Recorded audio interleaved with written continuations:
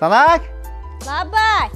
همون ششکا کجا ده؟ ششکا را چه میکنی با؟ باخی و هم بالا اگه گوزگی نگیره اگه اونجا پرتوی یا طرف مانوم شه نه بو بالا استالبی همونجا مونده بودم ششکا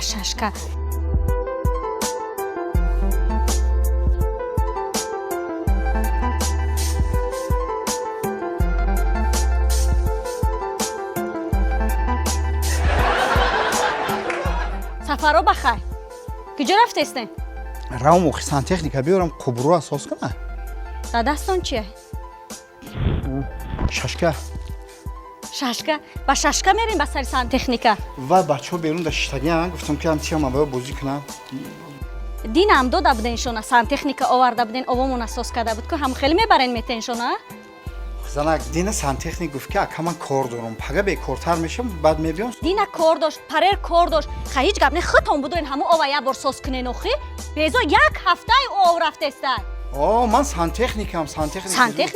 سانتخنیک دای خونه موندگی به ریمون خونه را ریمون کردن در اوستا باید بیاری سانتخنیک بیار کی میآینی یا میکنه من همین بچه‌ها بازیشون نکنم میبیام حشر میکنیم تمام میکنیم هیچ گپ نداره آخی حشر میکنه ها زینا شما میبرین من عقفاتون میرم کو ببینم کیا بازی میکنن سانتخنیک میارن یا بازی میکنه شد تمام کوی سجون بعدا کات کجا رفت میاد یا باشه او تمام تشکیل کردم 6 تیم در جای 1 ساعت این کجا میره نه ای یون چه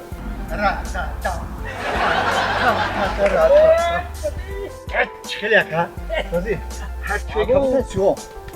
بیرجوزا کیامو یانگا دیگه نمیبرم خب نوشنه گیر که پیدا میشه روز نو واردم نو ای یا ساعت من داشتم کنی بخوستم ای اکا ساعت فویزه دینا کی بوده بود دینا خودت باید دی گرختی کو یانگا فاروق که میبخشی خیلی بیا هلی اینا امروز 3 ساعت هم کنی گفتیم یا ساعت دیگه کپتیو تال پنجا برشون انا میشته افیدو ایتو چای اور خبر پرچی با پرشی دکه بدو بر بعدا اتاتا نشون بده ببینه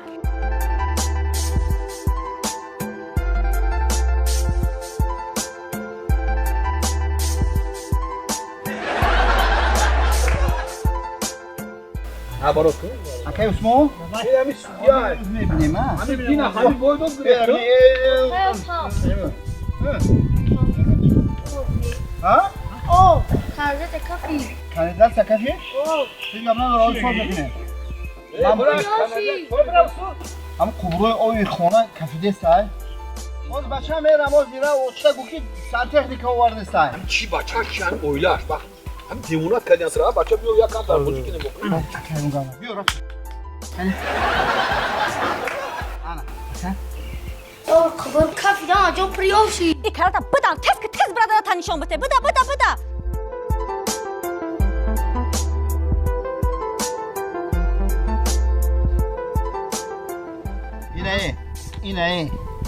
این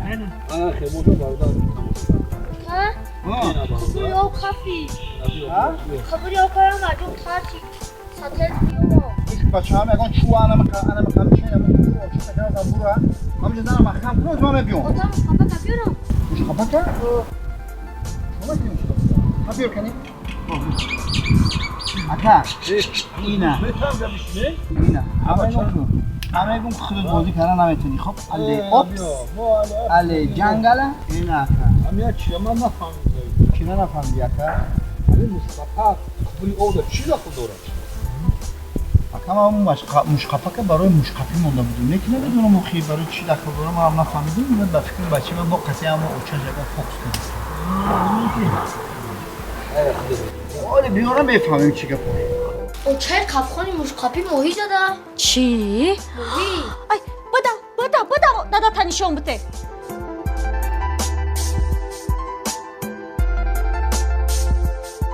چای مشکاپه که آورد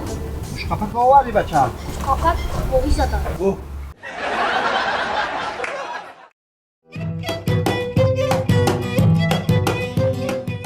اینه بی آخی اینه بی ای بیاقا ای کجا میگردی؟ کجا میگردی تو کجا میگردی؟ مکتب اومدم. در مکتب بودی؟ ساعت چنده؟ تو ساعت 12 بیایی ساعت چنده؟ 4:30 چیکار کردی تو؟ 2 ساعت پیش اومدم. 2 ساعت پیش اومدی؟ خیلی 2 ساعت پیش اومدی باقی مونده چیکار میکنی تو؟ تربوز کشیده بودم خدمت معلمم. قطعی معلومات تربوز کشیده؟ کدام معلومات کتی؟ برسی. همون عزیزه پیش درو پیش درو تو تربوز کشی در خونه کار نیست درس یاد کنی نیست تربوز کشی فقط خب موضوع راست حفظ پیرخو تاجیکستان این موضوع بود؟ سفرش هفتم اینه کی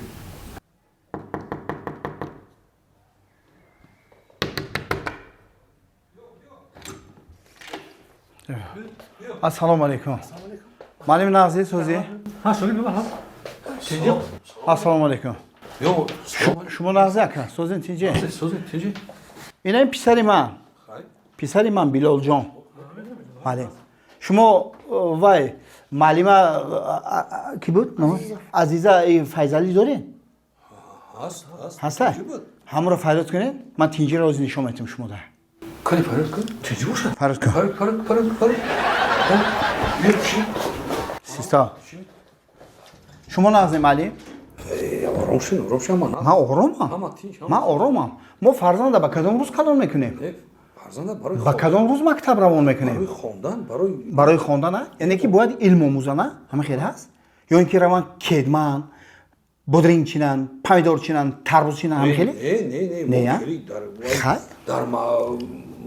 مکتب ما خیلی نیست در مکتب شما خیلی نیست اما برای دانش آموختن برای دروغ میگه فرزند من دروغ میگه چطور دروغ میگه اینا میخه خود همون معلمتون فریاد کنه شما بیا سلام علیکم. معلم جان سلام علیکم السلام علیکم سلام علیکم. نازن سوزن تینجی سلامتی نازن نه من راست میستم من دیگه راست میستم من گپم گپ زنم درون جمع شده طلبه شما ها بیلال جان طلبه من بیلال جان طلبه شما شما چی نام دارید عزیزه قندتون نزنید معلمه بسیار معلمه خوشوی زیبا معلمه شما دیگه کار ندارین ولیده شما آرام اگه شما یاد خب کنید شما دیگه کار ندارین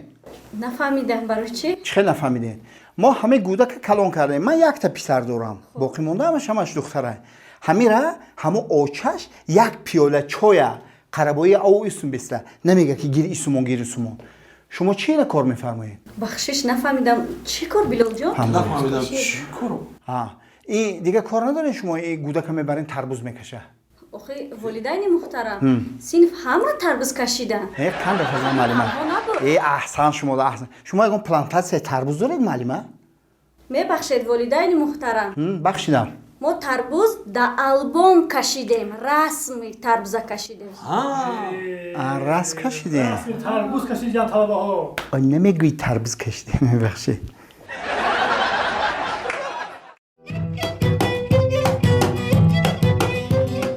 تماشابینان عزیز اینجا رسیدیم به فرجام برنامه تلویزیونی شکرخند برای یکایک شما تن صحت عمری دراز روزگاری آباد و آسایشته را تمنا داریم امیدوارم که صحنه‌های ما پسند شما آمدند و کوشش میکنیم که بهترین صحنه‌ها را پیشکش شما گردانیم تا برنامه‌های دیگر شاد و پیروز باشید